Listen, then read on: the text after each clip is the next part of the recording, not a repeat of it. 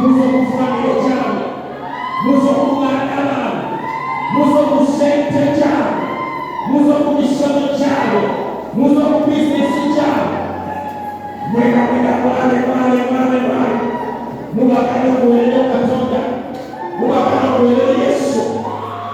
Olwataano abantu bali ku bisesema, olwomulira ekintu kizibayo kiseseme. Yesu wateewe